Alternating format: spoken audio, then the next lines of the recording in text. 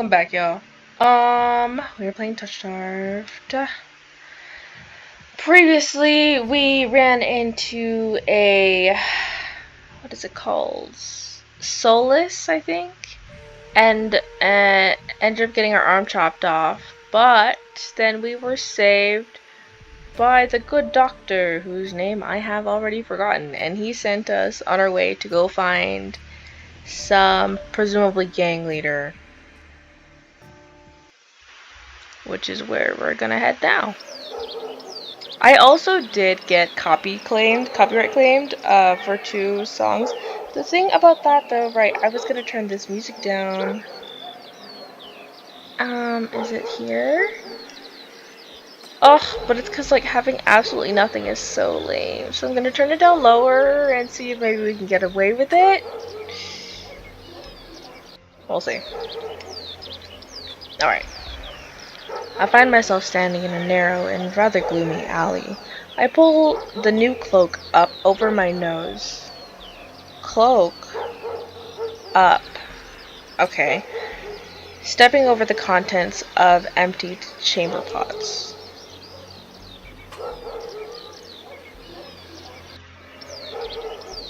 Did I do this wrong? How do I do this again? Okay. My bad. Something weighs heavily inside one of my cloak's pockets. My coin purse. I got money? Every last coin that I scraped together for the journey to Iridia is still inside. Oh, so, did he find my money or was that just on me when I died? I'm kind of curious. The purse doesn't even look like it has been opened. There were so few coins to begin with. They probably weren't worth stealing. I glanced back at the clinic's closed door. Kuras didn't take any payment. He didn't even ask for a future favor. But he also said that in Iridia, secrets are power. Does he expect me to give up mine at some point? That's not exactly a comforting thought. Still, no matter why he did it, Kuras gave me a second chance and a lead on where I might find help. I'd better get going before he changes his mind. I squeeze out of the alley and into the crowded main street. The line outside Kuras' clinic stretches down the road. 2 thin peddlers queue alongside weathered elders. If any place is desperate need of a free clinic, it's this one.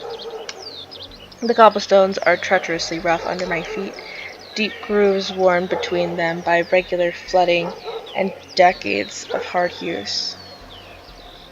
I knew Iridia was a river city, but I didn't expect it to look so eroded. The buildings are so tired and dilapidated, all cramped together in narrow streets. And there's something else. A charge in the air, like the shift is in pressure before a storm. It's subtle, light, little more than a faint, persistent thrumming. But I can't seem to shake the sensation. I don't know why I'm reading so strange today. A child darts by, clutching something greasy wrapped in paper. The smell of fried food drifts over to me. My stomach gives a faint gurgle. This morning's catch, fried up, hot and fresh. Not too many eyeballs today. Interesting. That sounds disgusting. But I'm starving, so I duck my head under the stall's grubby awning. A little fish leers up at me, its 3 bulging eyes still visible through the thick layer of crispy batter. The vendor gives me a gap-toothed smile. What's the cheapest thing you've got? The vendor points to a metal basket of what looks like long strips of savory fried dough. Fresh long, lads. 3 copper apiece. Don't burn your mouth. I take the coins out, counting them gingerly. At this rate, I might not even be able to afford dinner. Reluctantly, I drop the payment on the counter and take my meal. 2 streets later, I pass under a wrought iron archway adorned with dangling garlands of red and pink lilies. The buildings in this quarter are a dizzying riot of color. Painted walls and tinted glass everywhere I look. Sheer red and pink curtains flutter in open doorways. Musical voices call out invitingly. Incense mingles with the pungent scent of flowers, barely covering the salt and musk of warm bodies. This must be Iridia's entertainment district. I'm polishing off my food and dusting the crumbs from my hands when I spot a poster. It features a silhouette of a smiling man wearing a single dagger-like earring and the words, "The Adderstone," printed above his head. If Leander is the leader of the Adderstone, then the face printed on the poster is likely his. I followed the line of identical posters around a corner and nearly hit my head on a precariously dangling wooden sign. Looking up, faded orange letters read, "The Wet Wick." The facade of the building looks like it's seen better days, but I hear faint music and laughter coming from inside.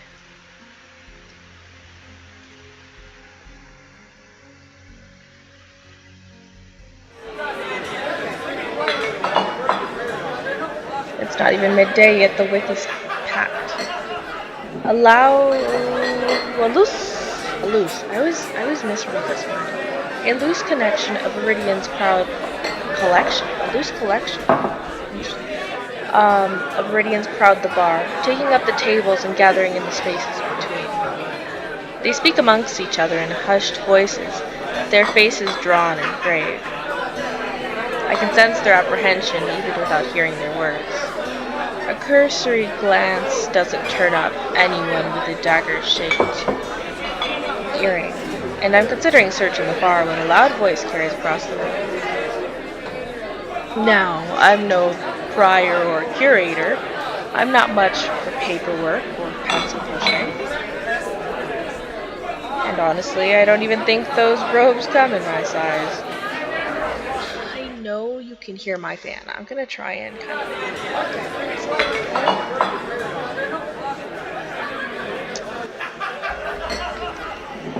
I crane my neck, but the crowd is too dense for me to say the speaker.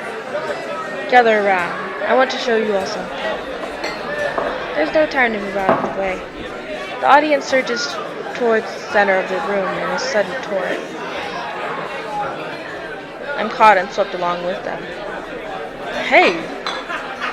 The clatter of falling chairs and tables being shoved aside drowns out my complaints. I thrash and throw out my elbows as heavy bodies press into mine. My hip knocks into a table. I grip it, holding on tight to steady myself. The crowd has stilled. A pair of gilded boots stride across the tabletop. Okay. If you want nothing but guidelines, impractical policies, and needless bureaucracy, you know where to go. I drag my eyes upward. Hey, he's fine too! I like this earring. He is so pretty. Dang.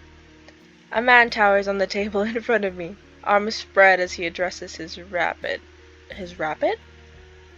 I've never seen this word before. Audience. But I'm not going to wait for word from on high. His impassioned words provoke nods and excitement and excited whispers. But nothing is as captivating as his brilliant smile. He beams at the crowd around him, a performer on his makeshift stage. And unlike those clerics, I don't need the absciss's approval to cast a spell or two. As he raises his hands above the audience, a dagger-shaped earring dangling from his left ear catches the light in a flash of gold. It seems I've found Leander. These are our streets. We make our own luck here. He snaps, and a flash of pale green light erupts from his hands. Oh. With the flick of his wrist, Leander conjures a ribbon of glittering lights. A delicate flower stem sprouts from between his pinched fingers. One by one, glowing lily petals unfurl. Leander raises the flower with a flourish, and the bar bursts into clapping and cheers. A magic demonstration was the last thing I expected from a place called the Wetwick. Leander plucks the shimmering flowers out of the air and turns in a slow circle. Now, who could use some good luck? Eager onlookers scoot closer to the table, but Leander's cool green eyes slide right over them and lock on me instead. How about you? My chest grows tight. Suddenly I'm in the spotlight.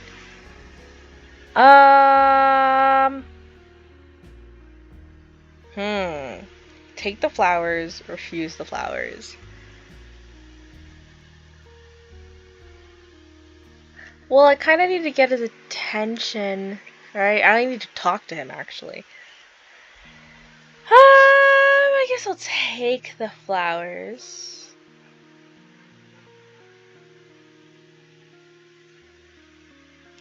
Yeah, I don't know. Actually, I don't know. Take the flowers, refuse flowers. You know what? I'm gonna flip a coin. And by flip a coin, I mean I'm gonna ask to flip a coin. I don't know. Okay, I'm trying to think of what I would do in this moment, and I would be mesmerized by his beauty, but like, that's me as I am, not me as this character.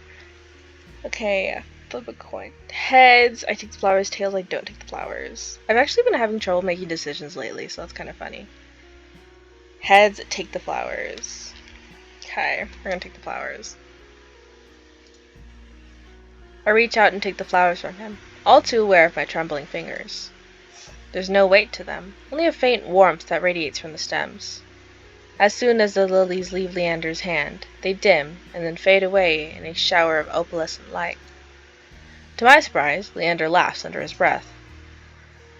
That's the problem with flowers. They don't last long, but they leave an impression, right? He grins at me, and I find myself smiling back.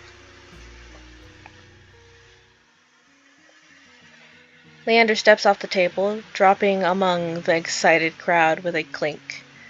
All right, show's over. Back to work, everyone. The audience disperses, and Leander heads toward the bar. Now's my chance. I start after him, only to find myself face to face with one of his followers. Where do you think you're going? I need to talk to Leander. You and half of Lowtown. Leander's busy right now. At a stone business. Come back tonight. After the moment we shared, surely Leander can spare a word. I would have not thought this. It was not a moment. I should have rejected it. Maybe it would have got his attention then. But the follower crosses his arms, unmoved. I glance over her shoulder, hoping to catch a glimpse of Leander.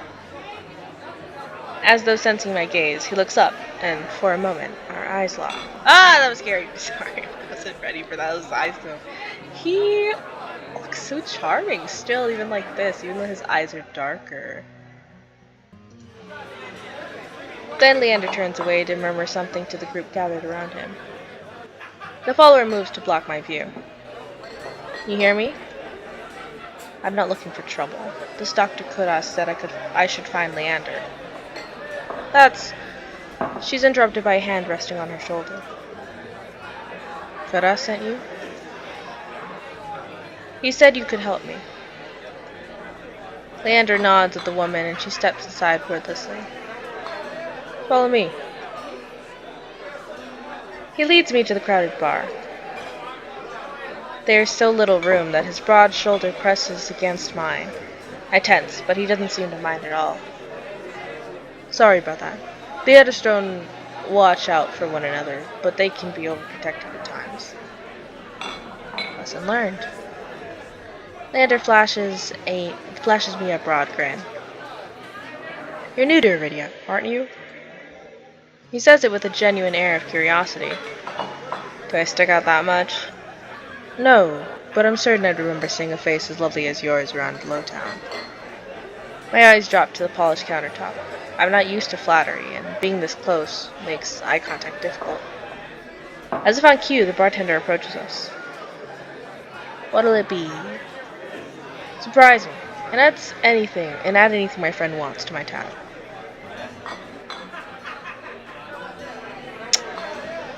I'll just take water, bro. I need to stay aware. The doctor told me to come see you, but I don't really trust you. Water's fine. While the bartender leaves to fix our drinks, Leander leans his elbows on the counter. His sleeves right up, revealing a long, raised scar. I catch myself following its winding path across his forearm. Leander's eyes wander over me in return. When they lock on my bandaged hand, a bitter taste rises in my throat. Here come the questions. Is there any chance Koda sent you here for cheap drinks or barely edible appetizers? No. He pushes the hair back from his forehead, sighing when it immediately falls back into place. Ask the doctor for you. Always business. I'm not sure he even knows how to relax. The bartender pushes a pair of glasses our way. I don't realize how thirsty I am until the cool water touches my lips.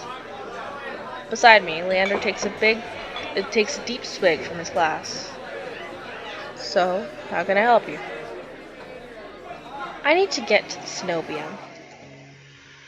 As soon as the word cenobium leaves my mouth, the group standing nearby falls silent. From the wary looks thrown my way, it's clear I've broken some taboo. Ah, it had to be the cenobium. Leander pushes away from the counter. Let's continue this conversation outside. I rise to follow him.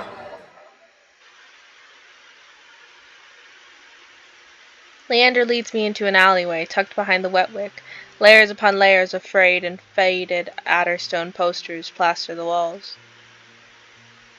Seen then side by side, the resemblance between Leander and his printed likeness is impressive, if abstract. Okay. Kodas didn't send you here to ask for a personal escort to the cenobium, did he?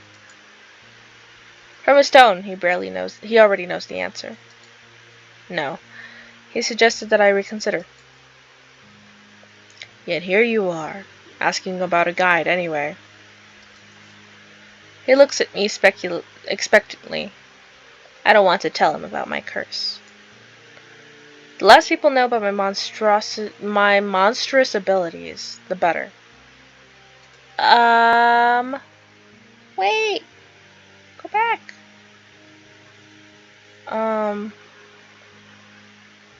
Okay. Thankfully, Leander takes my reluctant silence as an answer. Are you aware of Iridia's particular currency? The information's worth its weight in gold here. I don't care much for outdated traditions, so I'll be completely honest. The cenobium won't help you. They're more likely to torture you than lend a hand. Yeah, I was kind of already expecting that. But the cenobium's supposed to be a place of learning, a sanctuary. The cenobium has always been heralded as the last bastion of human knowledge, a shining beacon of hope in a fading world. If any place held answers, it would be the cenobium. That's why I came here. Leander nods patiently. You're not the first person to fall for their propaganda. I grew up idolizing the cenobium. I wanted nothing more than to join their ranks, to learn magic from the best, to make a real difference. I was young and blinded by the legends and the legacy. I was so damn naive. He shakes his head. All it took was one trip here, to Lowtown, to show me the truth. Unless you've got a heavy purse or high-born blood, the cenobium doesn't give a damn. They'll never open their gates for the ones who need help the most. Then it's all a lie? Things that seem too good to be true are often just that. Such a simple statement, and yet it leaves me reeling. Leander watches me as though weighing something in his mind. But that doesn't mean you're hopeless. Far from it. I founded the Adderstone to help people like you. We settle disputes, slay feral soulless. Hell, we've even been known to patch a leaky roof or two. Whatever troubles you, we can help. Free of charge. I'm shaking my head before he even finishes his speech. My patience is wearing dangerously thin. I appreciate the offer, but my problem can't be solved by a group of good Samaritans. To my chagrin, Leander doesn't look remotely surprised. Then you're looking for help with something serious, something not even Kuras could crack. It must be a truly remarkable problem if you come all the way to Iridia searching for help. Tell me, how can I help you? Leander may not work for the Cenobium, but he is a mage, a powerful one, if his demonstration earlier is any indication. Indecision gnaws at me. I don't know if I can trust him, but it's not like I have any alternatives. I hate to admit it, but this might be my only path forward. My confession comes out in a strained whisper. I'm cursed. He looks me up and down, taking in my face, my eyes, and finally my hands. Is that why you bandage your hands? My touch is dangerous. It changes people, hurts them. Before I've even finished, Leander pulls his left glove off. He flexes his fingers and grins. Alright, let's see it. Yeah, you look buff AF. I'm not trying to have you choke me out. I would just die. I don't think there's anything gonna stop you from killing me. So, I'd rather not. Can we find like a twig somewhere? As he offers me his hand, a prismatic flash of magic ripples across his palm, but I'm already shrinking backwards.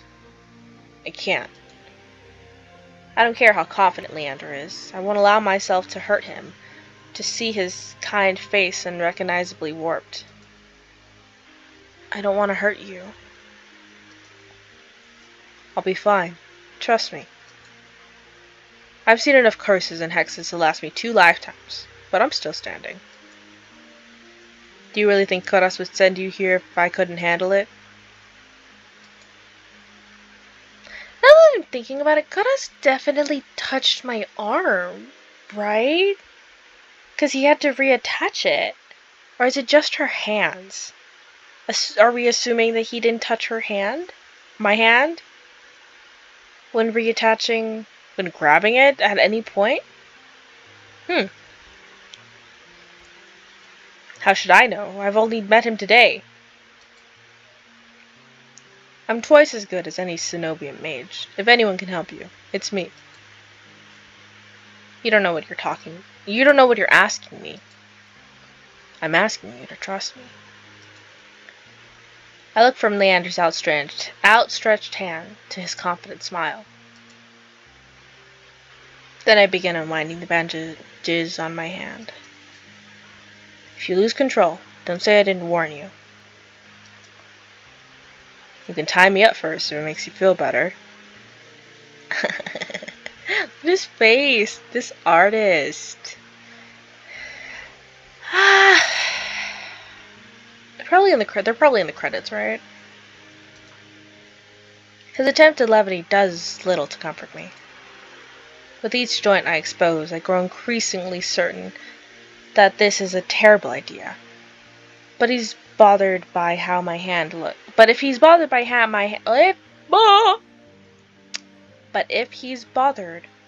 my hand looks, he doesn't show it.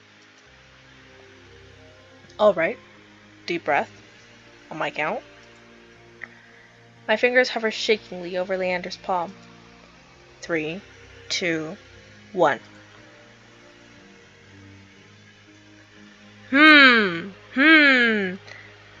Would I put my hand down? Would I flinch? Well, I want answers. I'm just gonna touch him. I'd probably flinch and then slap my hand in his hand, but, like, realistically. But, I'm assuming he's gonna grab my hand. Presumably he's gonna grab my hand if I flinch anyway, so I'm just gonna put my hand in his hand and be like, alright, let's do this. I tap his palm once, as quickly as possible. It's barely more than a brush, but that's all it ever takes.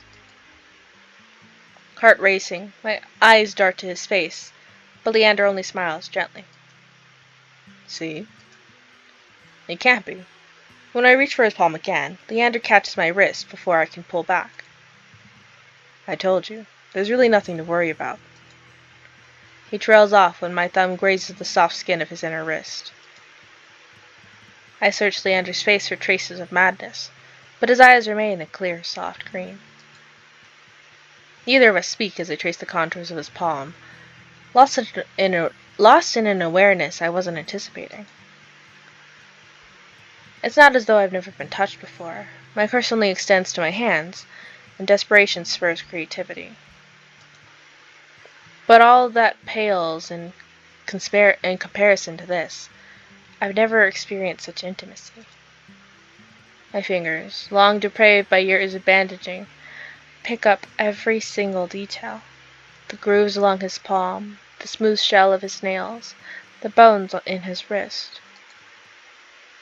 For as long as I've lived, I've never been able to hold someone's hand without dire consequences. I never realized what I was missing. Oleander's pulse is steady. Mine hammers as fear gives way to excitement. Honestly, I'd probably keep touching his hand. Oh, it goes further up his arm. Never mind.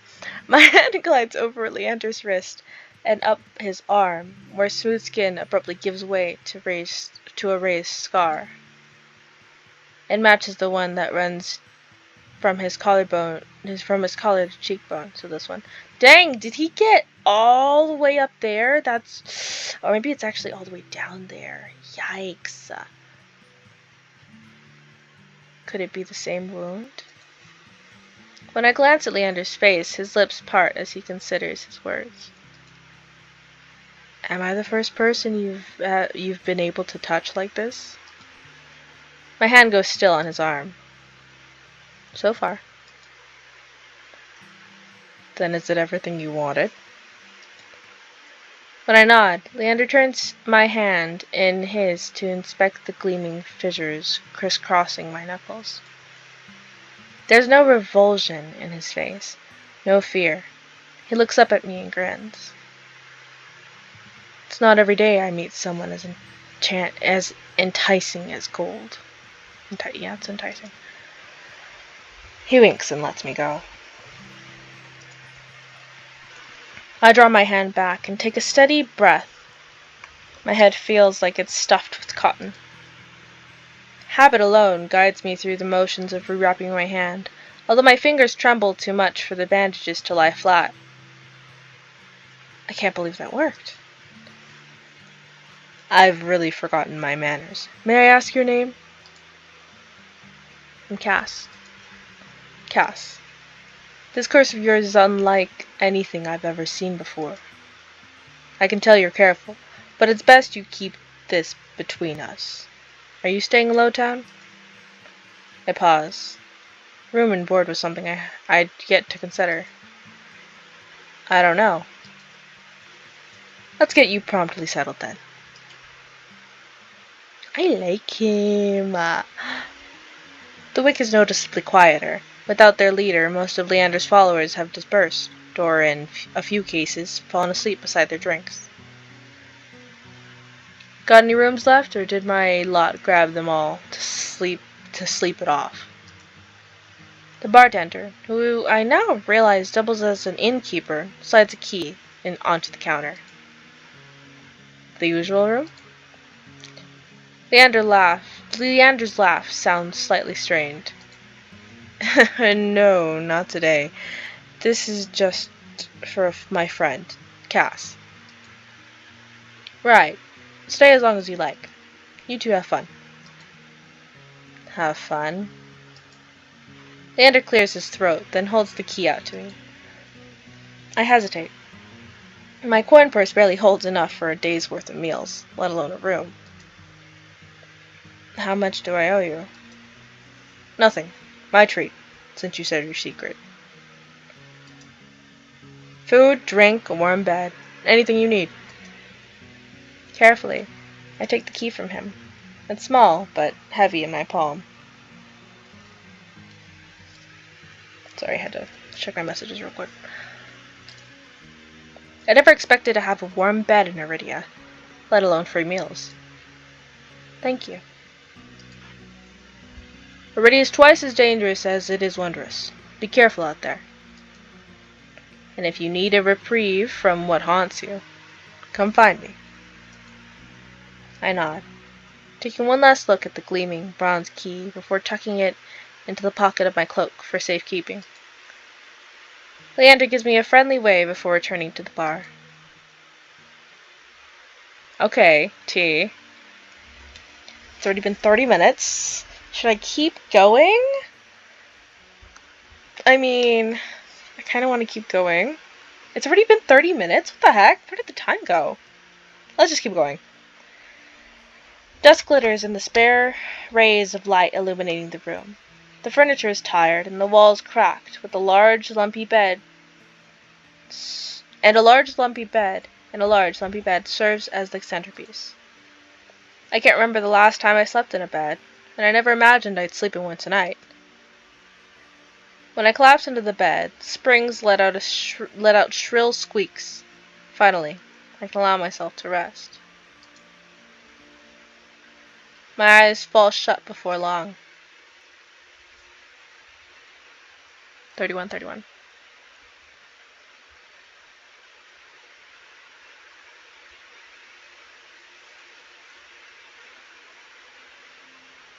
Awake to pale sunlight filtering through the narrow windows. Despite the clamor of the tavern below, the precious hours of rest have restored my strength and gifted me a flicker of cautious optimism. If I play my cards right, today could be the day I get closer to finding a cure. I quickly head out of the wet-wick. The air clings sodden and heavy with the lingering scent of rain. Without the afternoon crowd, the district looks barren and bleak. In the middle of the street, a pair of crows quibble over stale bread crusts. I pause, watching them while I consider my next move. Kodas and Leander both made it clear that Cenobium can't be trusted, but I came so far and endured too much to give up now.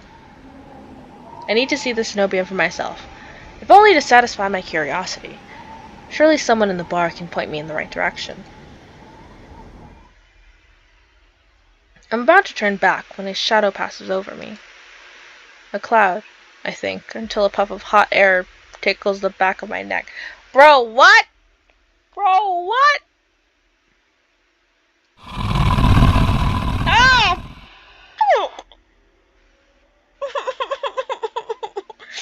Okay. Alright. This sucks. Okay. The shadow trickles down the street in rivulets? I've never seen this word either. Formless dark spreads like ink into blotted shapes. Claws stretch. A muzzle splits open to reveal long, jagged teeth. A growl rumbles so low and deep I feel it in my chest. Bro, I felt that growl that we all heard in my chest.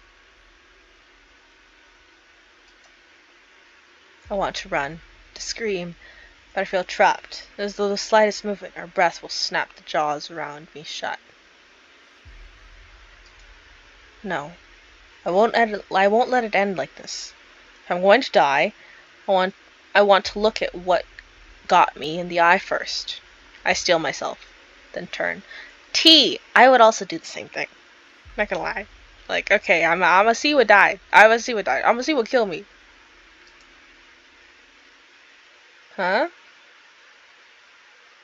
The shadow vanishes as quickly as it came, and I'm left standing in the middle of the street, alone save for a figure reclining in the shade of a nearby stoop. Was something not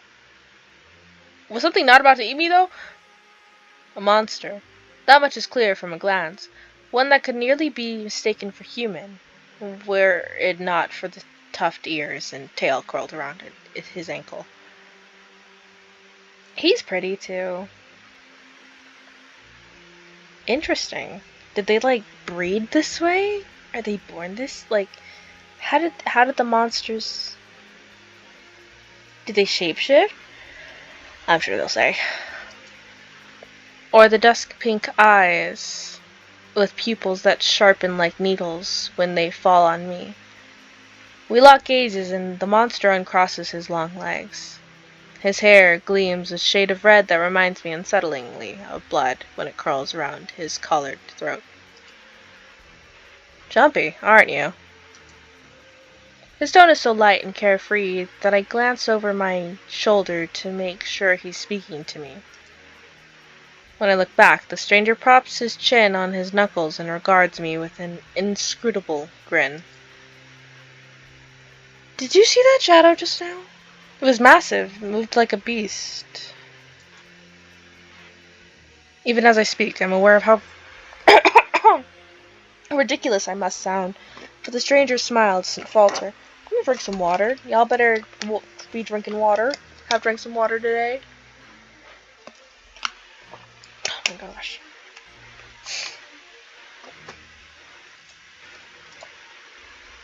The only beasts I've seen are the wick-strolling regulars, though this did catch my eye. My key? Did you steal it?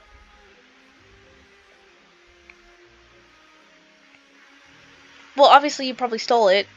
Is it glittering? Maybe I was just hallucinating that. At the flick of his wrist, my in-room key dangles from his finger. It turns on its chain, glittering when it catches the light. My hands fly to my cloak pockets and, sure enough, find them flat. He crooks his finger, beckoning. I've already taken 2 steps forward before some stifled instinct stops me. Something feels wrong. I'm still on edge, throbbing with so much adrenaline, and the stranger's shadow flickers at the edge of my vision. Were you the monster behind me? Also, what are you wearing? Okay.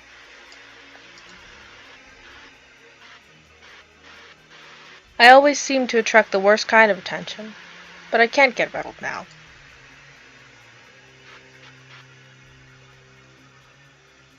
Who said that's my key? And where did you find it? He obviously just robbed me. Or somebody else robbed me and he robbed them. Okay, here's the thing. When I say who said that's my key, he never said that was my key. So that's just kind of stupid. I'm gonna say, where did you find it? My key. How'd you find it? What can I say? I'm a sucker for shiny things. He smiles wide enough to reveal sharp canines. I saw you drop it. You really should be more careful.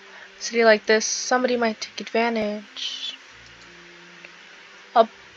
It's actually supposed to be bold. It's supposed to be a bold-faced lie. Like the typeface. Bold, italic, you know? That's supposed to be bold.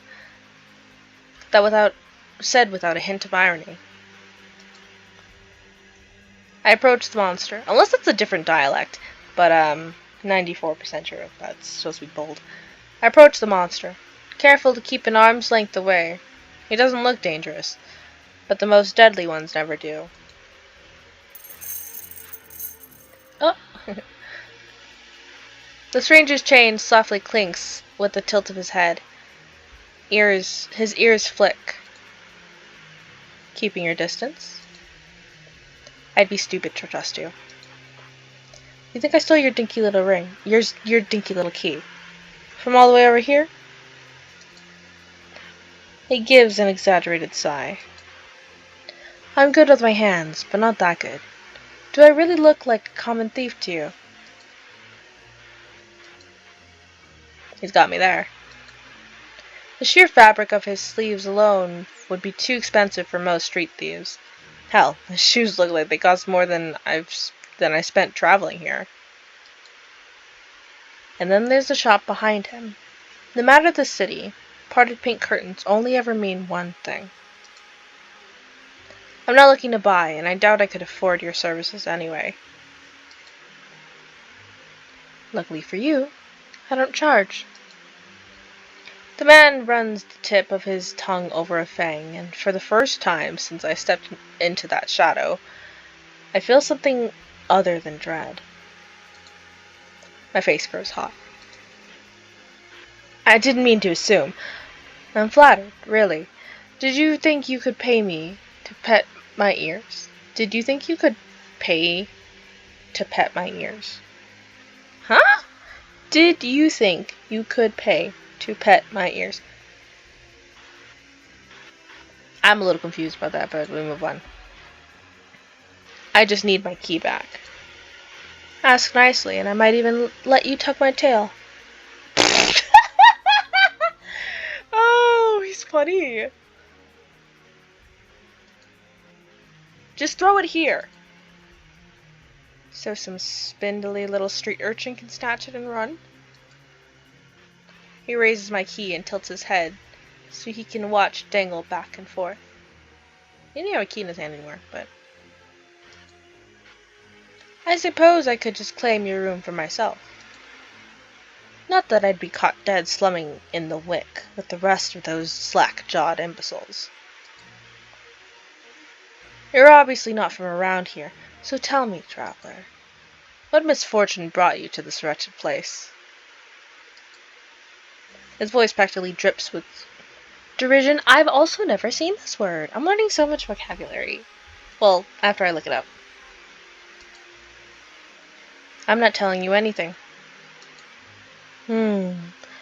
What could have possibly drawn you to this dreary little pig pen? I wonder. He listlessly watches the arc of my key swinging around his finger. The weather's shit, the food's dreck. I've never seen that word either. And there's entirely too many monsters for a human to feel safe. Unless... Dagger-sharp eyes flick toward me. They gleam bright with amusement.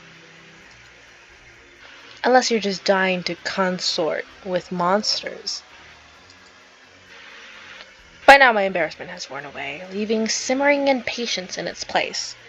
If this is a shakedown, it's the most frustrating one I've ever heard of. Well, I can't walk away. He kind of has my key. He kind of has the key to my room. So I probably play along with him, because the way he didn't even guess the Cenobium is funny.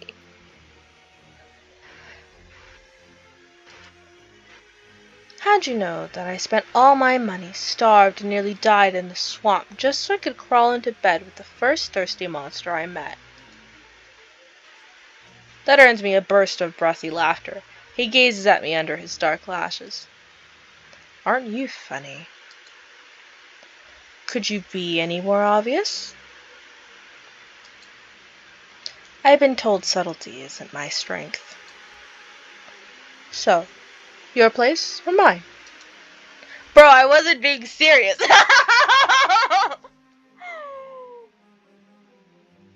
Okay, so I'd invite you if I had my key. I'll pass. Bro, I'm trying to get... What's the point of playing? wait, where does this go, though? I don't, actually want to do anything. I just want my key back. I think I'd probably say something like, if I'd invite you if I had my key. Let's see what happens. If only I had my key, I might be able to invite you up. His languid gaze slides from me to the key in his hand and back. Take my hand and we'll go together. The more he flirts, the more convinced I become that this is some kind of trap. No matter how innocent monsters look, they always have tricks up their sleeves. And something tells me that this one's more dangerous than he lets on, even if he has a lovely laugh.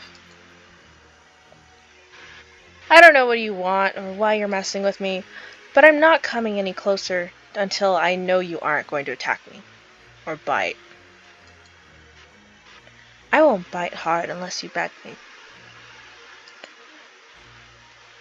No matter what I say, he finds a way to twist my words into innuendo.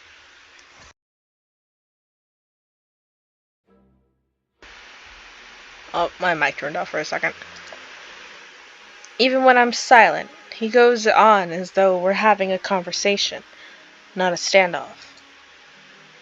Do you like dancing? There's a traveling troupe performing in Hightown tonight. Their lutist is entirely exquisite. Truly a performance to die for. There's life in this dreadful place, if you know where to look. You sound like you know the city well. The monster's gaze flickers from me to the key hanging from his finger. Naturally. The stump was little more than a miserable little smear on the map when I first arrived. Hightown, Lowtown. I know Iridia like the back of my hand. What about the Cenobium? Do you know where that is? His smile vanishes. Dang, everybody hates the Cenobium. Surely you've seen it. The absurdly large tower looming over the rest. It's a little hard to miss. You must mean the spire I noticed when I first caught sight of Iridia. The Cenobium's overrated. Forget about it. I can show you things those stuffy boars in their in their elliptic tower couldn't even dream of. That's so funny. What do you say? How about the two of us have a little adventure? I've already got plans. Oh? Have you some pressing matters at the Cenobium? Lunch dates with librarians. Why did I say it like that? Librarians. Tea time with the most esteemed abbess? That's my business. What's the matter to you?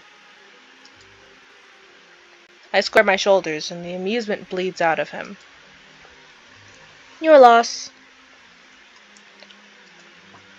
The stranger, finally bored with his own tedious game, extends his hand towards me.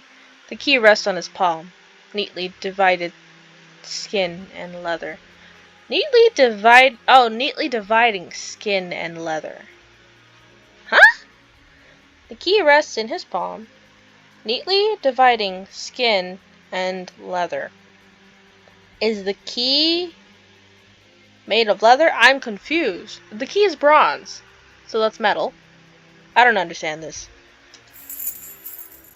When he makes no other move, I reach for the key, but as soon as my fingers graze smooth brass, his hand springs shut around my elbow. I knew he was gonna grab me. Hey! He yanks me down and I stagger, my shoes slipping on the steps. For a sick moment, I fear my bandages will unravel under his touch, but he's careful not to disturb them, even as he grips my arm. I knew I smelled blood. You reek of the road and death.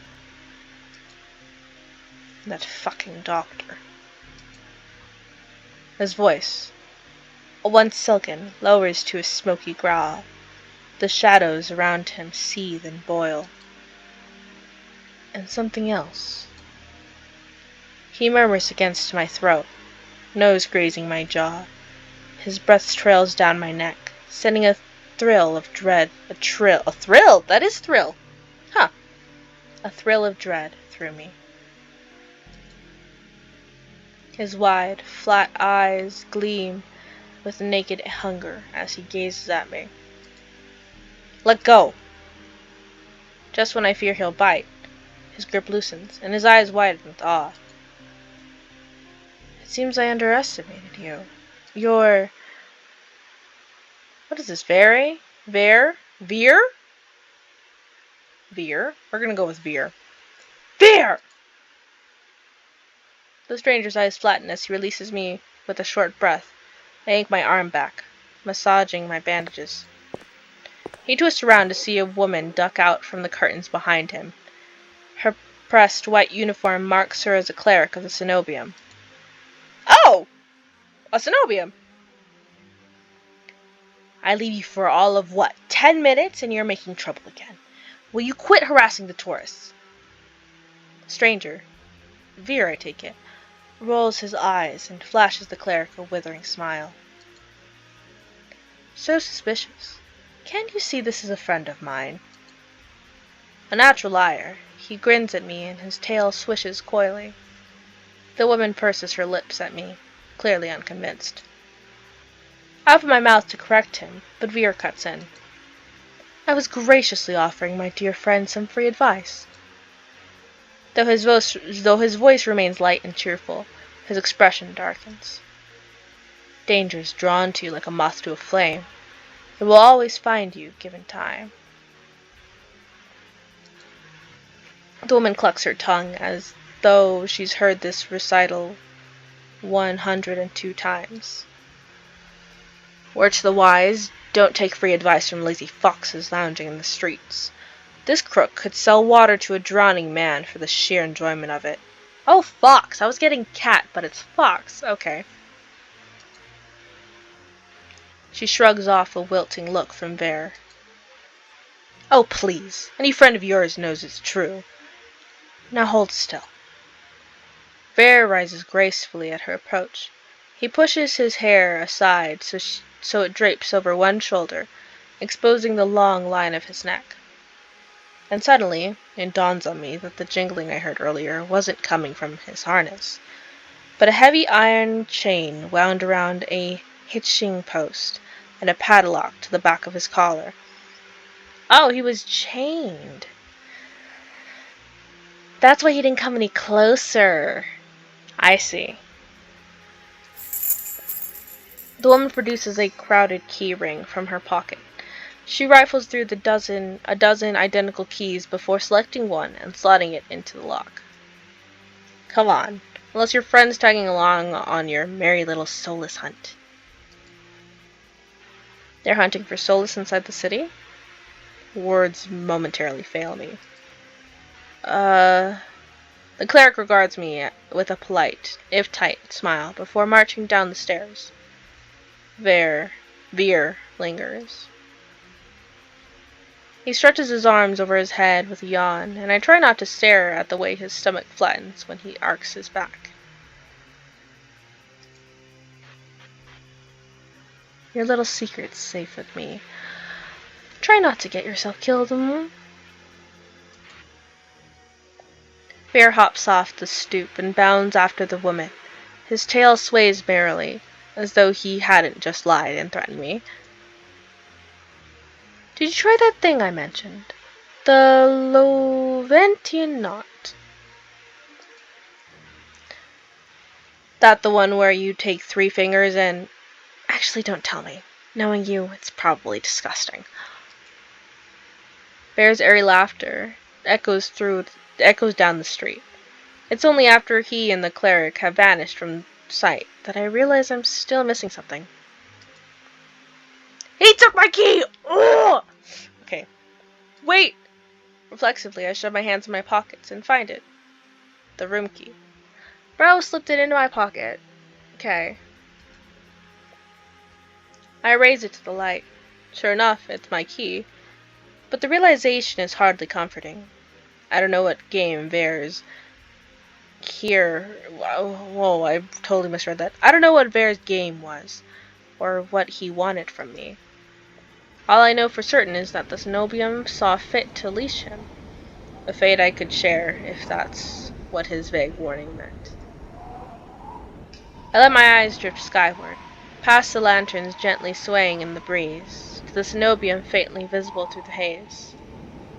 Just one glimpse is all I need, then I can put all of this behind me. This time, the key goes in my coin purse for safekeeping.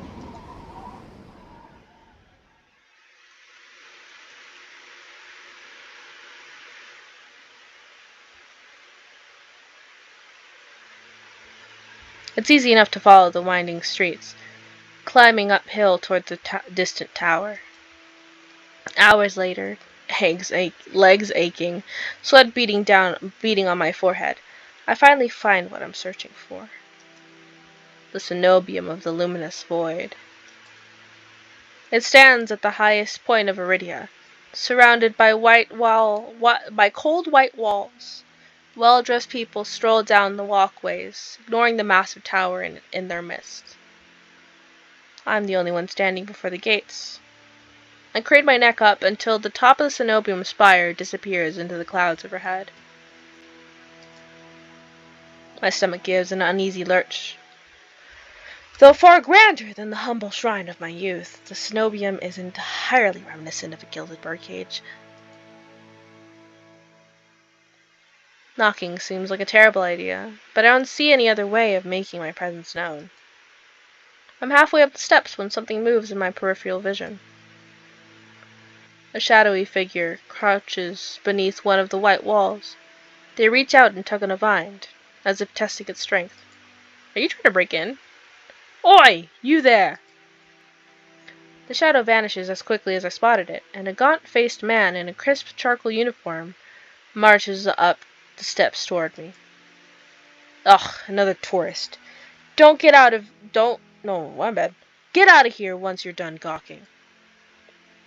A dismissive wave accompanies his equally dismissive words, and he turns without even waiting for my response. I look back at where I saw the intruder, but there's nothing, just the leaves blowing gently in a cool breeze.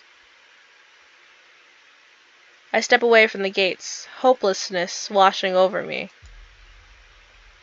Hello? A whisper coats the back of my ear, hot and syrupy. I jerk away, but find no one beside me. Instead, halfway down the staircase, I spot a girl peering up at me. She's barefoot, draped in several layers of worn, moth-eaten clothing. Peculiar metal jewelry hangs from her face and jingles with each slight movement. Her eyes are her most striking feature. They shine a scorching, unnatural crimson. It feels like staring into the sun, and yet I'm strangely captivated by her. She tilts her head and jingles the metal riding the wind, and the tinkling of the metal riding the wind. Do you need help? Not from you! I'm not about to trust everybody in this town. I don't, bro. I'm unsure how to respond. The air is charged with a mysterious energy, as if each of my words is worth its weight in gold. But after the experience I've just had, I'm not too keen on trusting strangers.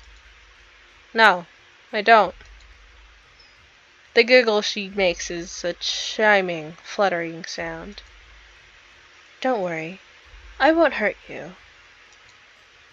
She dips into a polite curtsy. My name is Iris. I was like you once, hopeless and alone. The ones in the tower won't help with your pain. I might be able to, though. I try not to dwell on the fact that I am recognizably desperate. Instead, I focus on her vague offer as I descend the steps. You don't know what I'm looking for. You need what everyone needs in this world. A miracle. Iris turns, and my thoughts abruptly scatter.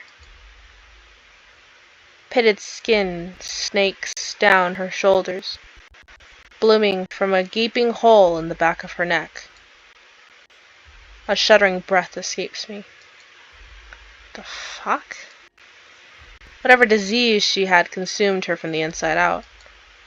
However, how is she still able to move or breathe? It's impossible. She shouldn't be alive, and yet... I only get a glimpse before she faces me once more, this time looking a bit bashful. I know it's not pretty, but that's not what matters. The sea spring can cure anything. It can cure you, too. I'm not going over there, wherever that is! Her shining eyes flick to my bandaged hands, then up again, so quick I nearly miss it. I stand there, wordless. It's a twisted miracle, but a miracle nonetheless. Giving cultish. She extends a hand toward me, her delicate fingers outstretched. I can take you there, if you'd like. You can decide on your own when you see it. Her hand is frail, marred with tiny wounds. It's the epitome. Epitome? Epitome! Ah! I don't remember what game it was, but they had that word in it, and I was literally losing my mind over how to pronounce it. Epitome of vulnerability. The complete opposite of the Cenobium's mocking and impenetrable gaze. And if I say no, it's your choice. The truth is, I don't have much of a choice. Not right now, at least. I wonder if Iris knows that somehow. I'm not going there! If it gives me the option, I'm not going there. If there's any hope of finding a cure, I need to follow every lead, including seeing the sea spring for myself. Okay, I don't get the option. Bro, I literally don't get the option. Is there like another option though? Like, is there a way to not do this? I wonder. I guess I have to take her hand. I cautiously slide my hand into hers. Her skin is ice cold through my bandages. She's literally dead. She's giving ghoul. We descend from the higher streets, abandoning their gilded decadence as we cross the river. The wet, derelict districts hold more familiarity for me. However, Iris leads me further still, until I'm met with an all too familiar sight. Is it the bogs?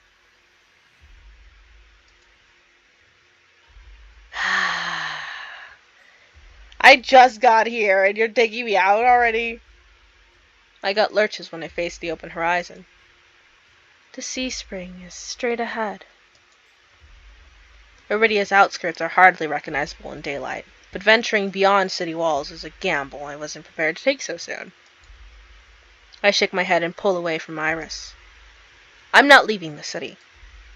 She circles in front of me with a placating gesture. Don't be scared. I promise you, it's all right. You're as safe inside the city as outside of it, and this stretch before you is the safest of all. Yeah, right, I almost died here. What the heck are you talking about? She casts a wistful gaze out over the wastes, as if admiring something beyond the vista. I don't know what this means either, the vista. This region belongs to Ice. Some call him a gang leader, but he's much more than that. It's difficult to string my thoughts together. Only a fool would leave the city, but a primal instinct tells me that Iris isn't lying. Did I not almost die here?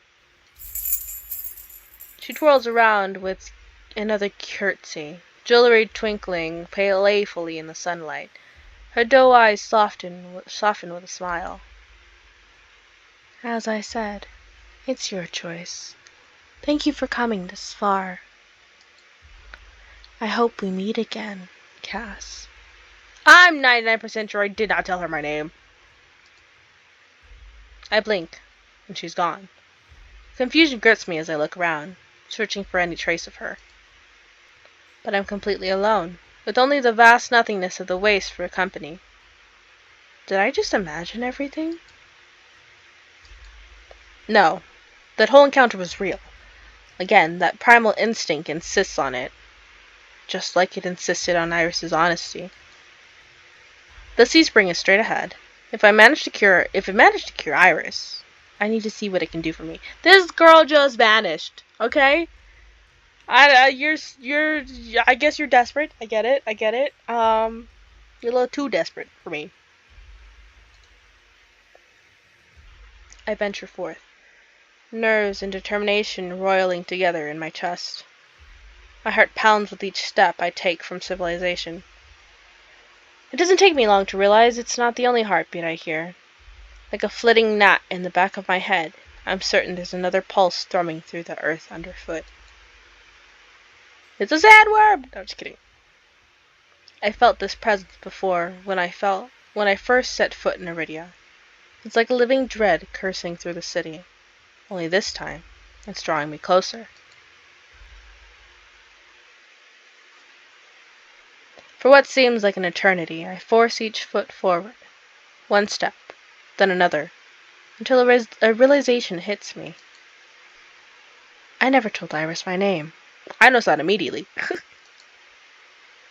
Something pierces the horizon ahead of me, a building nestled into a tall cliffside.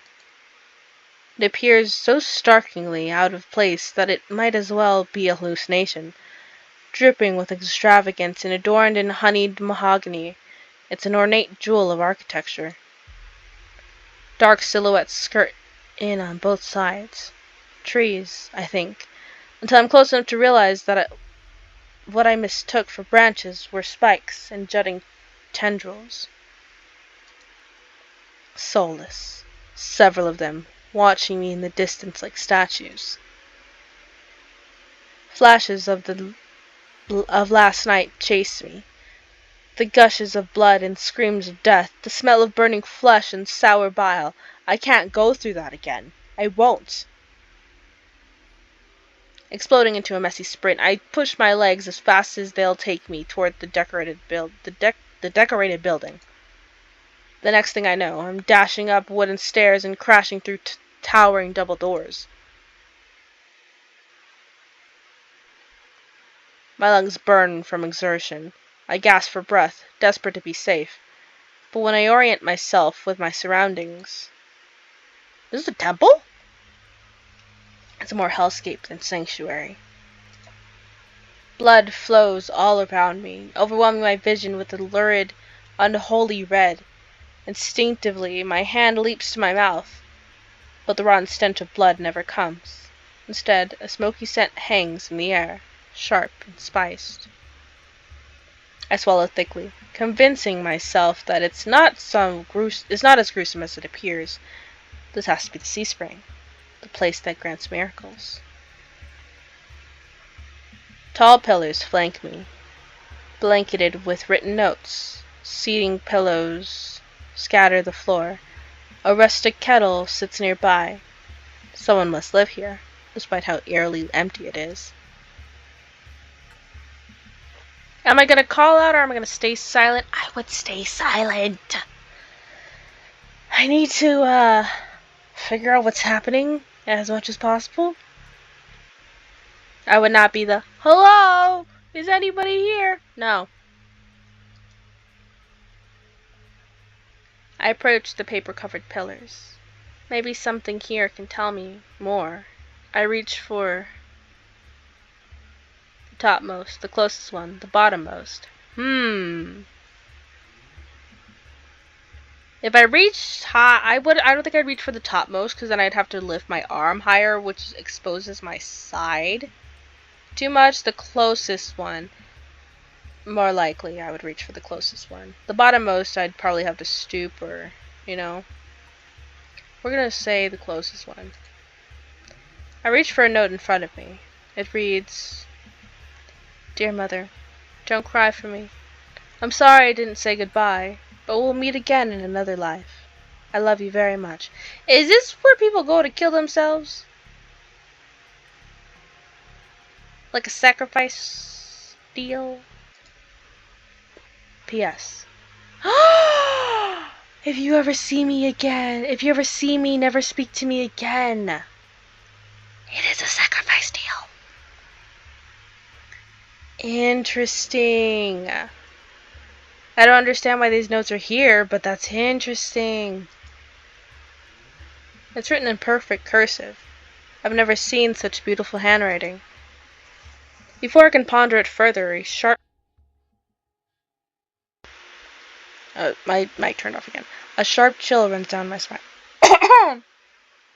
Down my spine. Something's watching me.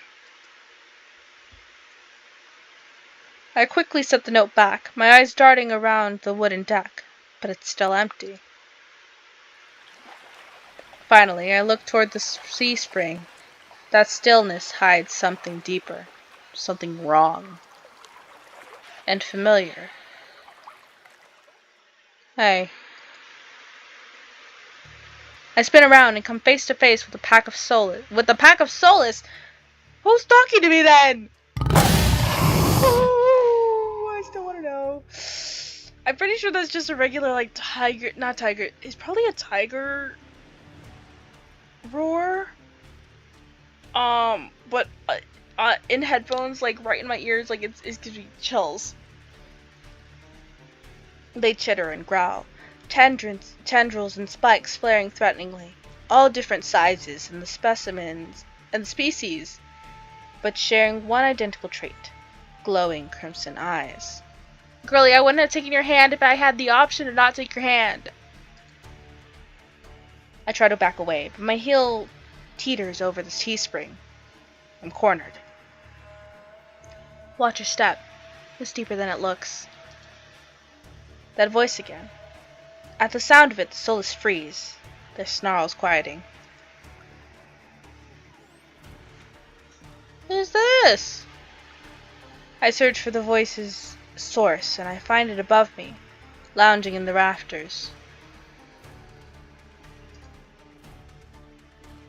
Okay, he's fine too. Who is you? You look lost, little sparrow. Oh, he's also a monster then, right? With the horns and the eyes. His gaze is a violent crimson, one that sears through me, leaves me feeling raw and exposed. They're the same eyes I've seen over and over, first with Iris, now with the soulless circling me, all bound by the sea spring's blood red. Are these tentacles? In the shroud of darkness behind him, shapes like massive tentacles, twist and coil around the wooden beams. I can't focus. The soulless growls ring in my ears. They're not advancing, but that could change at any second. Panic rises in my throat as I struggle to track them. Hey! Eyes on me. My stomach rolls as I tear my eyes away from the soulless. Don't ignore someone who's talking to you. It's not polite. For a moment, anger knocks my fear aside. Who is this bastard? I'm distracted, and fuck you are funny, actually. I think I would say I'm distracted. I'm a little distracted here, you know, with the threat of my life. I'm kind of distracted by the soul that's about to maul me. Bastard. Only on my command. I scan the soulless again. They really aren't attacking, and are posturing more than anything else. You tamed them? Power of the sea spring. They're hungry, so they might bite. You'd give me a reason to stop them. How about I didn't do anything wrong? Trespassing. And that's punishable by death? He gives a non-committal shrug. Expecting mercy for your first mistake?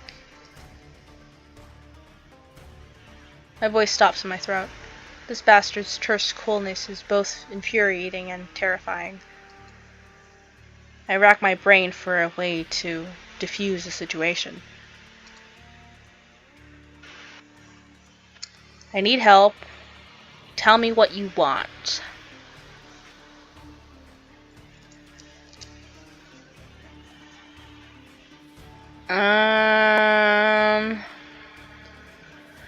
I'm not doing the sea spring. Obviously, you just told me that everything falls under your command. So I'd say tell me what you want. I'm not going to tell you I need help.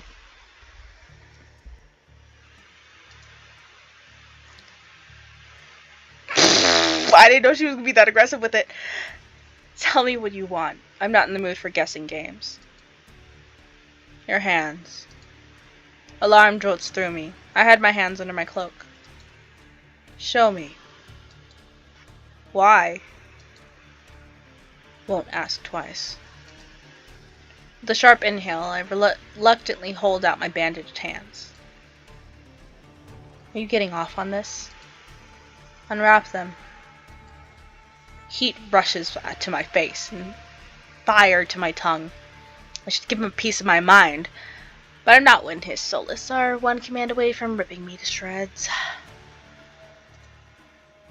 Yet no matter how much I will myself to move, my body stays frozen in place. I stand there for a long, agonizing minute. My hands are trembling when I finally raise them. I know the skin beneath the wrappings all too well, the hideous, unnatural flesh I've grown to despise. I grip the edge of the bandages. Stop. What's up? With a weary sigh, the man slides off the beam and lands with a thud that shakes the panels underfoot. He's a monster, tall and imposing, with a presence that commands the room like gravity.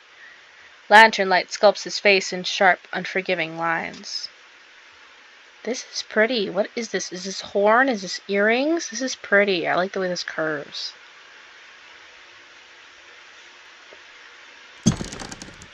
Subtle clinks of metal accompany each of his footsteps. The closer he gets to me, the faster my heart hitches. What does he want? Is he going to kill me? I take steps backwards and find nothing to set my foot on. I've forgotten my back was to the T-spring. I fall, right before a warm hand catches my lower back. I'm hovering above the C-spring, the scent of smoke and leather enveloping me. Blazing eyes bore into mine. He's so fine. He's so fine. Told you to watch your step. I'm too stunned to muster a response. Like I weigh nothing, he guides me back to solid ground. Following a subtle gesture from his fingers, the soulless around us disperse and relax. The shift in their demeanor is so abrupt it gives me whiplash. The enormous tentacles are no longer in the rafters, and though now I doubt I ever saw them at all, either way, I let out a breath of relief. Thanks. As focused on me as he was before, the monster pays no attention to me now. He kicks some seating pillows out of the walkways, checks the contents of the kettle with a scowl. The sudden disregard is almost insulting. So that's it? I'm not a threat anymore? Never were one. Then why'd you threaten me? People get honest when they're afraid. In other words, he was messing with me. I drag a hand over my face, exhausted by the fact that this is the second time a monster has provoked me today. You're Ace. Aren't you? Did I say Ice? I said Ice earlier. I like Ace. I think it's Ace. Depends who's asking. One of your friends told me this was your territory. She also said you were a gang leader. But there's no one else here. I thought there'd be more people. Ace picks up the kettle, walking to the edge of the C-spring, and dumps the contents into the endless red. They took a walk. His pleasant smile stretches ear to ear. Then in an instant, it drops. I get the sense that I shouldn't ask about that again. What do you need the C-spring's power for? Depends. Can it cure a curse? Probably. You mean you don't know? Nope. He shakes out the empty kettle and starts collecting stray cups, tidying up. My frustration builds. I narrow my eyes at him in a questioning glare. When he notices, he returns it with an amused smirk. Are you being irritating on purpose? Listen, Sparrow, the C-spring can cure anything. Nothing's stopping you from trying it yourself. What do I have to do? Drink. I have to drink from the C-spring? My eyes glide to the blood-like pool beside us. The idea of adjusting the liquid makes my guts churn. Is there a price? Always. Ace taps his temple with a finger. You lose it a little bit. That's it. Might have already beat it to the punch. I heard Oh, I like this. Art here. I like this. My humor earns me an amused, fanged grin. This is a little different. When you drink from the sea spring, you forget who you are. Your mind combines with everyone who ever drank before. Humans, monsters, soulless. One big happy family in your head. My blood runs cold. I've heard of these before. Group minds. My attendants used to tell me that my power granted people access to a higher plane of understanding, a group mind of my making. All lies. But something tells me this is real, even if one thing doesn't add up.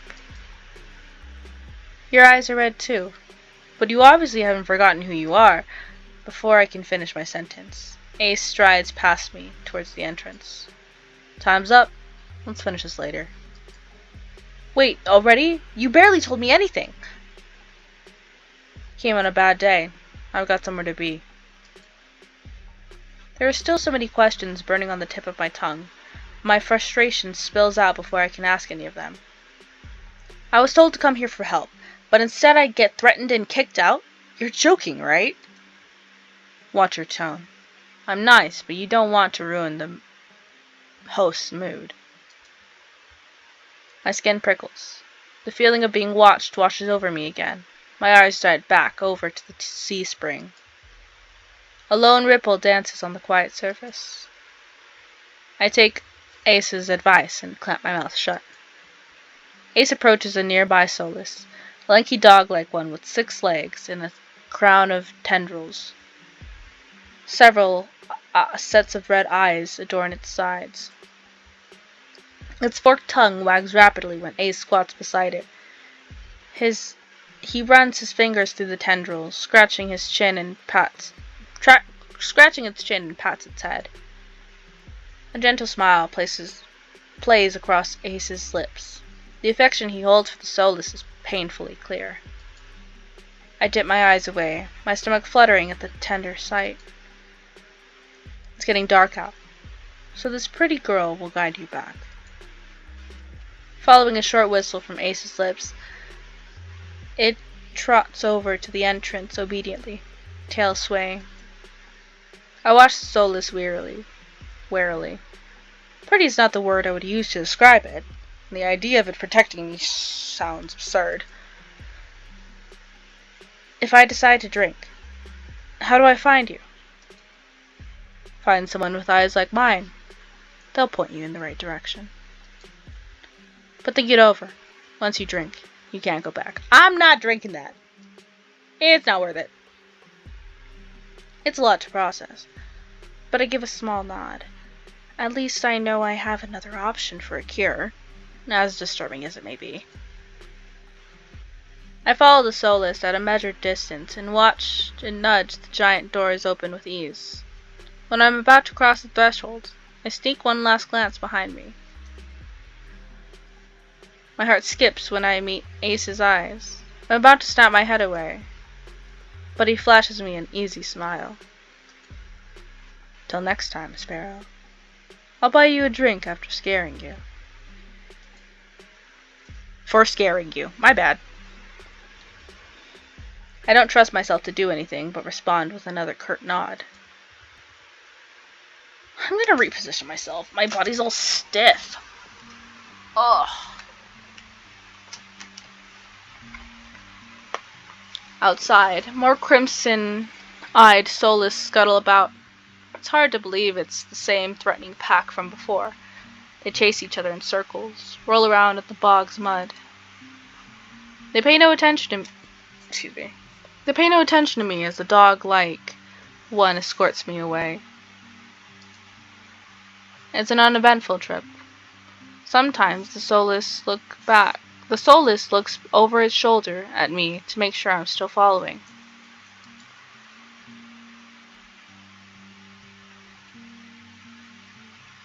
Dusk darkens the sky by the time we reach the city. I can't sense the massive heartbeat anymore. Maybe it was all in my head. The soulless sits, canting its head at me with familiar crimson eyes. Do I want to take this opportunity to try and pet the soulless? Do I wave at the soulless?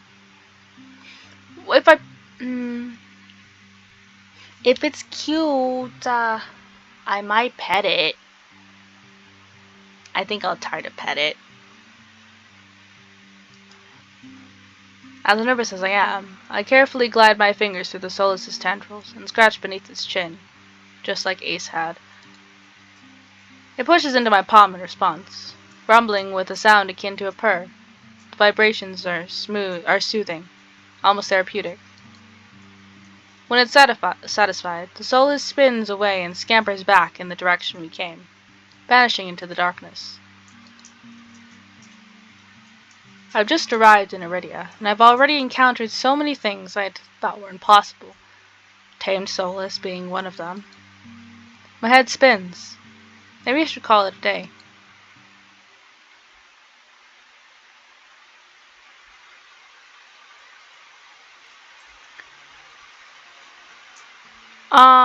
Maybe I should call it. I think I'm gonna keep going, actually. Nightfall creeps across the streets of Iridia. The city, labyrinthine,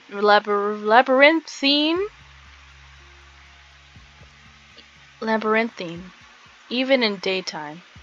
Labyrinthine, I think. Even in daytime, has now become a warren of treacherous alleyways. Labyrinthian, I don't know. The streets are completely deserted. If I hadn't been here earlier, I would have thought this part of the city was abandoned. I would have thought this part of the city abandoned. What did I just step in? My steps slow when I hear rustling in the dark. Oh, I didn't step in anything. Okay. I strain my ears, but everything is still. Is the silence playing tricks on me? Something's wrong. Something's always been wrong. I don't think I'm imagining things. Something's definitely wrong. The vine hairs on the back of my neck prickle, a frisson of discomfort running down my spine. Something's wrong. My eyes dart from one side of the street to the other, searching for movement, but the shadows are as deep and dark as pools of ink. Okay, I have to stop this real quick. I can't stay here. I need to reach a busier part of the city. Drawing my cloak tighter around my body, I hurry. Though I keep my eyes sharp and listen intently, there's only the sound of my own footsteps. As the moments pass and nothing happens, I begin to wonder if I really did imagine that noise. I turn the next corner, and my thoughts come screaming to a halt. My head spins, the world blurring as adrenaline rushes through my veins. Only one thing is clear amongst the haze. That's a soulless! The soulless that attacked the caravan, which noticeably has golden eyes and that are not red. It's crouched over a dark, indistinct shape. A body. A garland of intestines spills from pallid flesh. Blood grouts the cobblestones. Holding my breath, I take a step backward. When the wet, slurping sounds don't abate, I take another. Then another. Then a shard of glass crunches underneath my heel. The world slows to a crawl as the soulless raises its head, blood dripping from its tendrils. Every single one of its bulging eyes fixed unblinkingly on me. It's really here. It came back for me. Well, bro, would there be another option? Of course, run! I'm off like a shot, running for my life through the darkened streets. Mighty and piercing pain splits the silence. The heavy footfalls pound after me. My heart thunders in my chest. I take turns at random, trying to lose a solace in the maze of streets, but I can't seem to shake it. I can hear its breathing now, a wet, fluttering rasp, growling closer and closer. The same claws that severed my arm swipe out. I duck, saved by pure reflex, and skid around the corner, only to freeze. A wall twice as high as me bars my way. Dead end. Behind me, the solace looms. It's enormous, taking up and nearly the entire width of the alleyway. Its long claw-tipped limbs give it the advantage of reach. Fight back what? Girl, I don't know how to fight, apparently. But to try to escape where? Try to escape where? Up the 20-foot wall, I mean? 2 feet. Bro.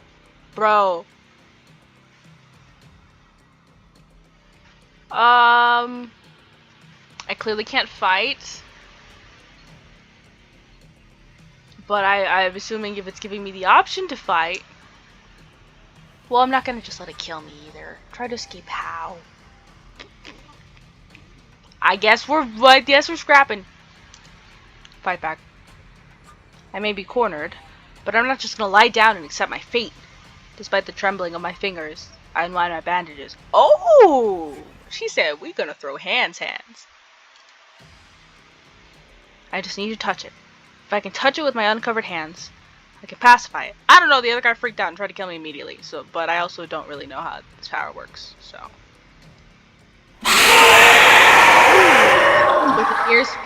With an ear-splitting shriek, the solace charges at me. I duck under its first swipe, nearly losing my footing. Its talons rake down, tearing the edge of my cloak. I see an opening, and lunge.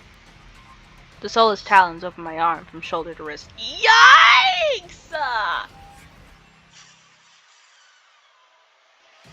Immediately out of commission. Okay, thanks for that. I mean, at least we tried, right? For a moment, I don't feel anything. Then pain explodes up my arm and through my body, and I reflexively flinch back. I don't get far.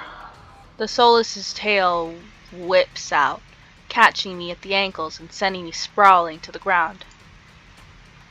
Desperately, I raise my good hand in an attempt to defend myself, but its foot comes down hard on my shoulder. Yikes! I'm just dead, I guess. Damn. The tendons give way, joint dislocating with a sickening pop. With both arms useless, I can only watch, numb, as it descends on me. I lasted one night. I lie, I lasted one day. I wish I could say it was quick and painless, that someone came to help me. But in the end, my only escape is death. The end! I did die! T. I did not save at all. T, though.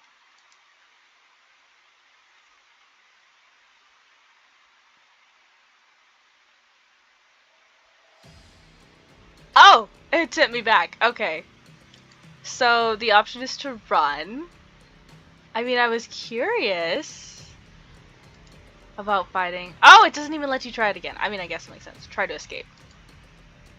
As the solace prowls closer, my eyes dart from side to side, looking for an escape. The solace is blocking the obvious way out, but right behind me there's a rickety door that must lead to the adjoining building. If I can get inside, the solace's size will hinder any attempt to pursue me. So here's the thing, right? I was working with not great information. I thought I was just gonna have to lay down and die. Otherwise I wouldn't have fought. Would have ran away. 'Cause duh. Anyway, I'm offended. that I've been having this weird luck in games. Anyway. Right, moving on. I whirl, grabbing at the handle. It turns completely. The hinge is creaking as I push, and I feel a flash of hope before a weight hits the door from the other side and slams it shut. Well, yeah, I'm pretty sure they hear the soul is outside, and they're like, hell nah. Which is valid. The clink of the lock turning is grimly final. In this wretched world, few people will stick their neck out to help their own flesh and blood, never mind a stranger. The soulless gives a rasping hiss. It's the only warning I get before it lunges at me with a flash of claws. Wait, do I die again? I hurl myself to the side, but the slick cobblestones betray me. I fall, sprawling over the rough stone. As the soulless looms over me, I scramble away from it until my back hits the wall. There's nowhere left to go. It descends on me for the kill. And I die again? Oh, no, I get saved. But the impact never comes. Who's this? I warily crack one eye open, then the other, not sure whether I should believe what I'm seeing. A hooded figure crouches in front of me, one blood-stained hand outstretched. Hey! I saw you earlier trying to break into the cenobium. You're pretty. Moonlight silvers the edge of their silhouette of their stiletto knife. Their face and hands are splattered with blood, and the soulless. My eyes dart past the unexpected rescuer to the misshapen form behind them. The soulless's many eyes, once restless and vibrant, now look dull and waxy. A red pool spreads slowly from under its body. Wait, you just took down the soulless with a dagger? Numb with shock, I can't help but stare. After all the people it's killed, after nearly killing me twice, I can hardly believe it's dead. Well, I only have so many voices I can make, okay? Don't say nothing. I gingerly take the hand offered. The hunter's gaze dips to my bandages. Pale lips part on the brink of a question, then close again. With the strength belaying their slight frame, they pull me upright. Something about them is strange. Unlike any human or monster I've ever met, I can't quite place my finger on why, and that's a first. I can feel the tension in their grip. Their fingers tremble like they want to pull away. It's a sensation I'm all too familiar with myself. Despite their obvious discomfort, they pause for a moment, pale eyes sweeping over me. Not going to fall? When I shake my head, they hastily let go and back off, wiping the blood from their face and hands. The hunter turns away from me, the heel of their boot hitting the soulless's gangly body. They lean over it, studying it intently. With their back to me, I realize that their hooded silhouette is familiar. I saw them outside the cenobium. Vestigial or functional? The Raps? I'm startled out of my thoughts when they speak, but they aren't looking at me. Can't all be processed in the brain. Its occipital lobes would have to be enormous. What are we talking about? In fact, I don't think they're talking to me at all.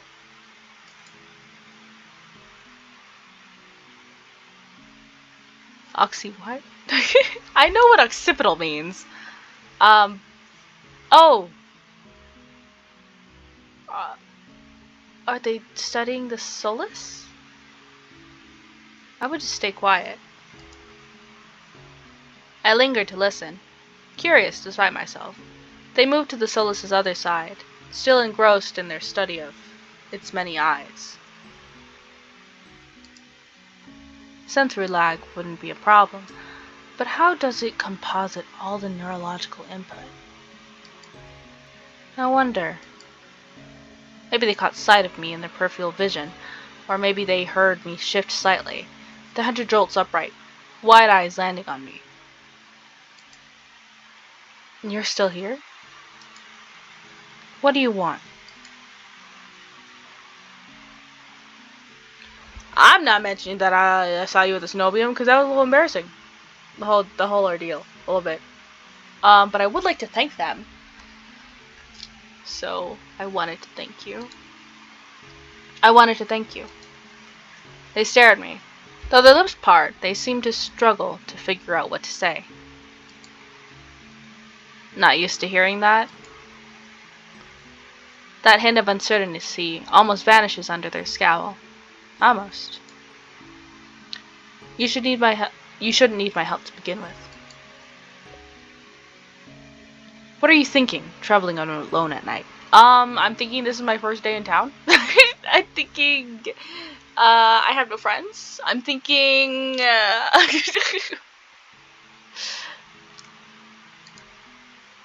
this is far from the worst thing haunting Lowtown. I can't make heads or tails of them. First they saved me, and now they scold me. Lesson learned. I could do without the lecture, though. To my surprise, they break eye contact. They frown, though their disapproval doesn't seem directed at me.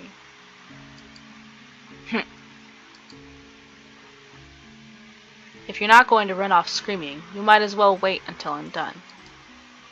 Their attention glides back to the Solus's corpse. They examine it with an inscrutable expression.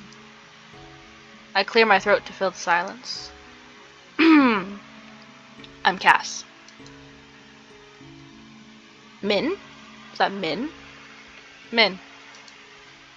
Suddenly Min tenses. Their blade flashes as they drive it into the back of the Solus's neck.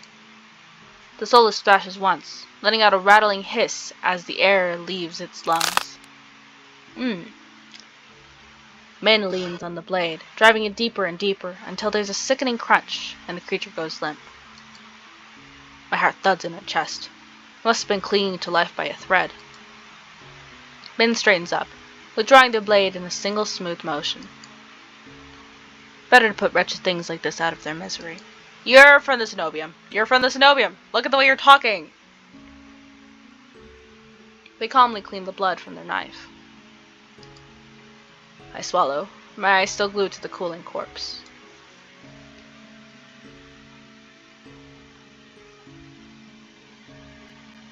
Are you some kind of scientist? I don't even care how that Solus got in.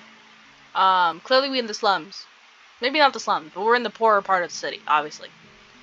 And it's near the wall, so I don't care how I got in. But I do want to know what you're up to. So are you some kind of scientist? Why is the Solus inside the city? Are you some kind of scientist? Are you some kind of scientist? Min stops mid-motion, lifting their head to stare at me.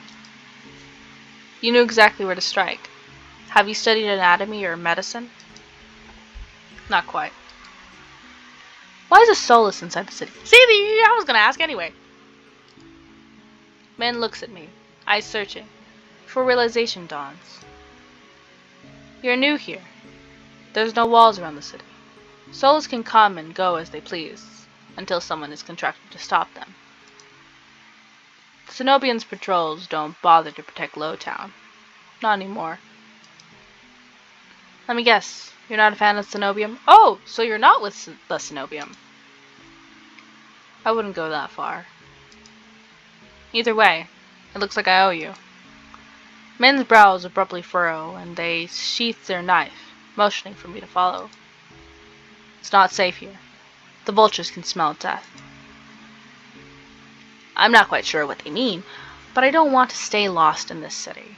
I trail behind them as they stride down the street. If it's so dangerous, then why are you helping me? I came for the bounty on that Solus, and you were in the way.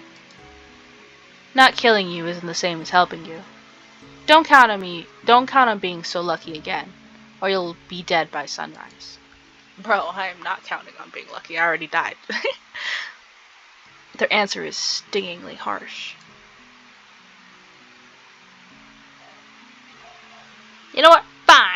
Nah, that's okay. I mean, they're right. They're right. I just need to find my lodgings. I hold my hands up, trying to forestall any more snippy comments. Alright, I get it. I'd love to get out of your way, but I'm sort of lost. I just need directions back to my lodgings. Their brow furrows slightly. They open their mouth, and for a moment, I could swear they look regretful. They sigh and shake their head. It's too dangerous at this hour. I'll take you to wherever you're staying.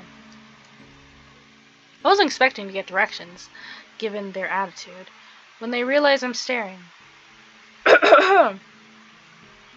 I wasn't expecting to get directions, given their attitude.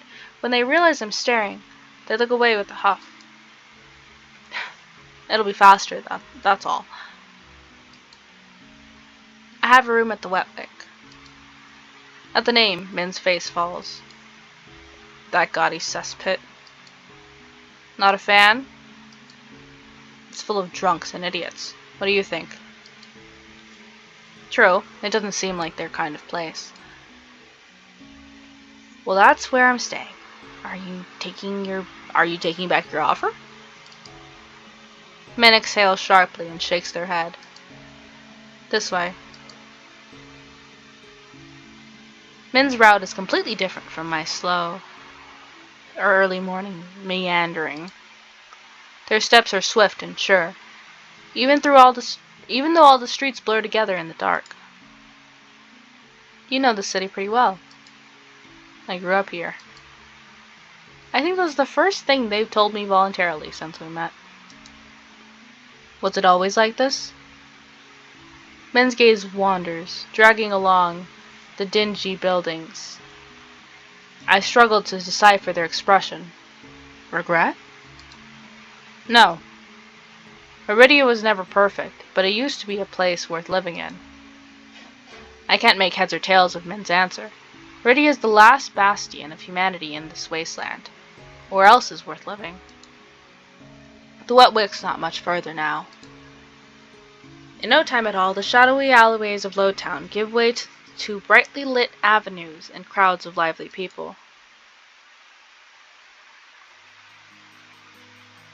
It's as if half the city has poured into Amaryllis district's colorful streets. Laughter, clinking glasses, and music assault my ears from every direction. Yet most of the noise comes from the Wetwick. Its doors hang open wide. Bright lanterns frame a tall and familiar figure. Hey! Cass? And Min, I see. It's hard to say which of us is more surprised. You know each other? Min is a freelancer who has done a few errands for me. They are quite reliable. Though I can't say I remember you ever escorting travelers.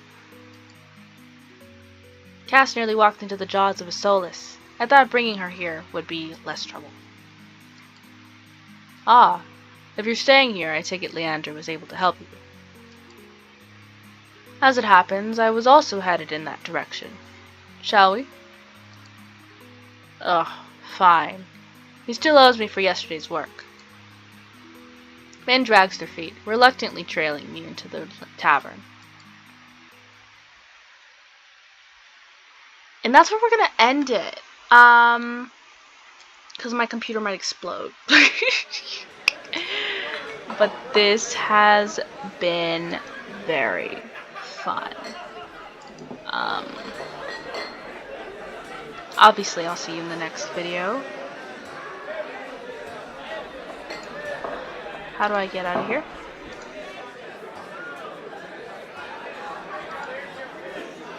I did save this, right?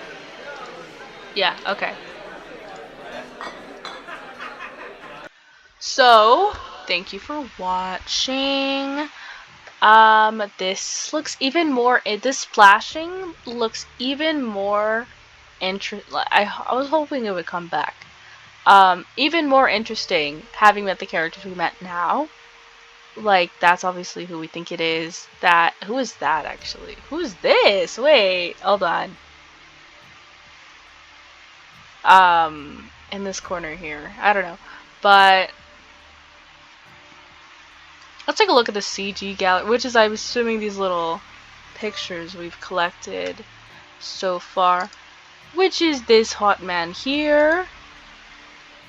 And this is, I guess, the full one of him. He is so fine. Damn. Anyway. And this is the fox guy. And this is the other fine man, whose name I have forgotten already. And this is... Min looks so good here. This looks so good. And that's what we are for. I'm assuming there's still one more character. I'm assuming this... Well, no. I'm assuming... What? What am I assuming? Because we saw this earlier, right? Oh! I didn't know I did that. What does this mean? This just means that it's locked, right? But does this mean there's only one more? Am I nearing the end of this game? I have no idea. I don't know. Anyway. I'm just talking now. Yeah. Thank you for watching, and sleep well.